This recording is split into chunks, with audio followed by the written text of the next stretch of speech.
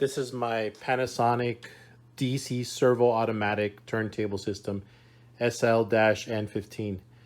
This is a linear tracking turntable. As you can see, that's marked on the top of the dust cover. This is the tone arm. It says computer control. Right now I have an Ortofon cartridge and it's N15. This cartridge came with another turntable that I acquired recently, but since that turntable had a New York cartridge, I decided to install it on there because I was not able to figure out the shape of the stylus. But I have played several records, and this stylus looks to me like it's in good shape. I just chose to put a new cartridge and new stylus on the other turntable, but this one still works fine. And I actually really like the sound of this cartridge. The problem is that I cannot find a replacement stylus for this.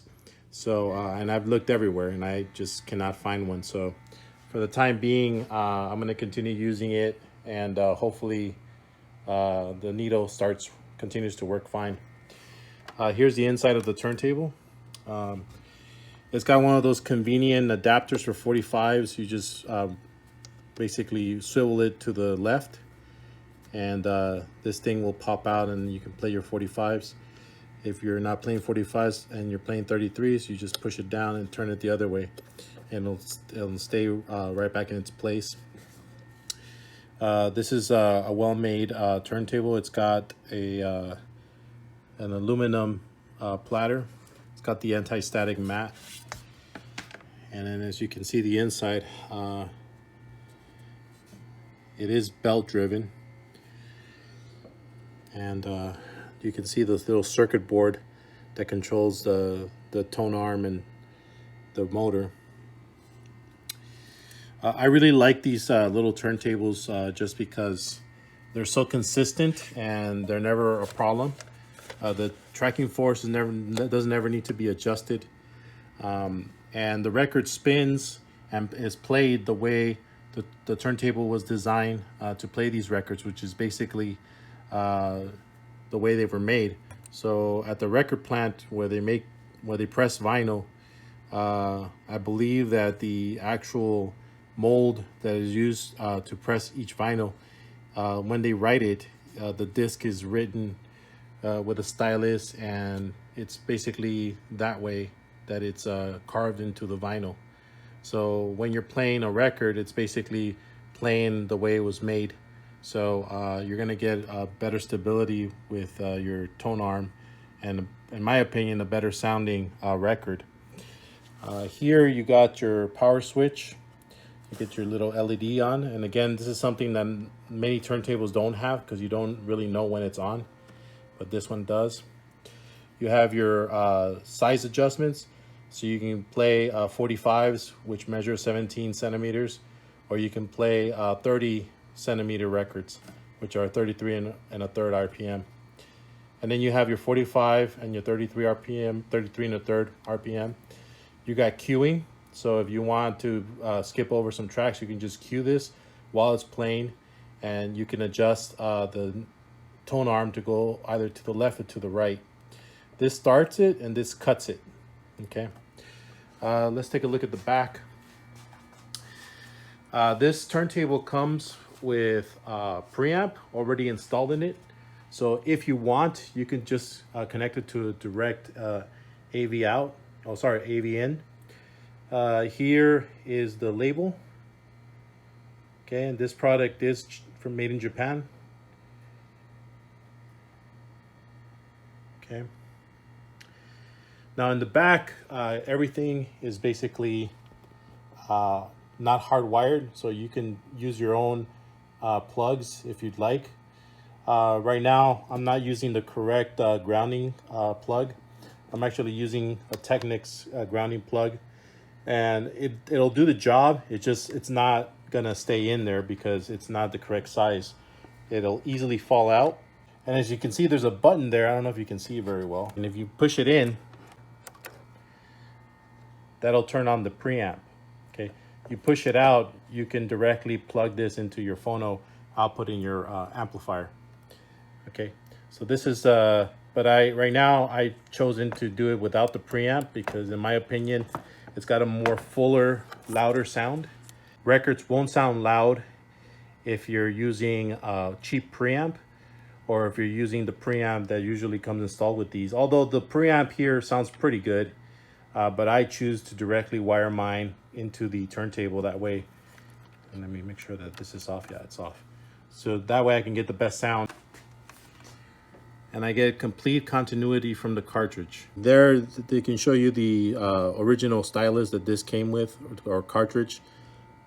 And this is what you get. You have your choice between an elliptical, and you have a choice between the round.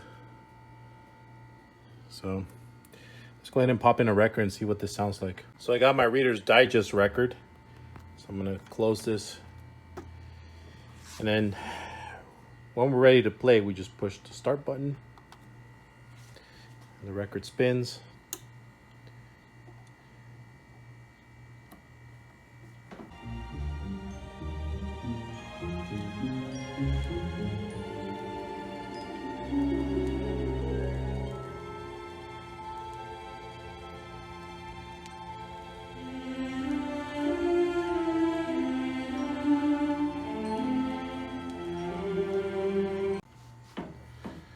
So as you can see, the turntable spins great. If you were to lift this up, all you'd cause is basically a kind of a cueing effect because it's no longer spinning, but the machine continues to move the tone arm, the little motor there. So you just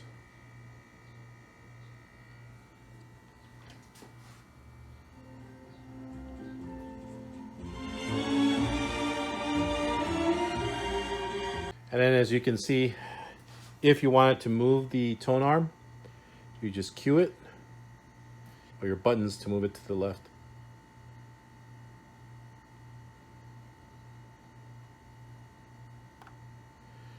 And you cue it down.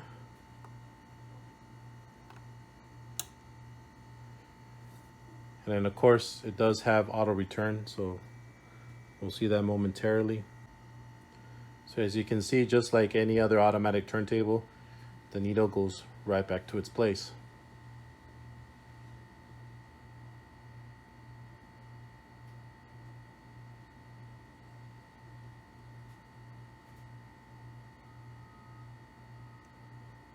I also wanted to show its functions with a 45 RPM record. If I didn't have this adapter already on the record, I could pop out that adapter and it would fit fine. So all you'd have to do is switch on to 17 centimeters and you would switch it over to 45, and then you would get this.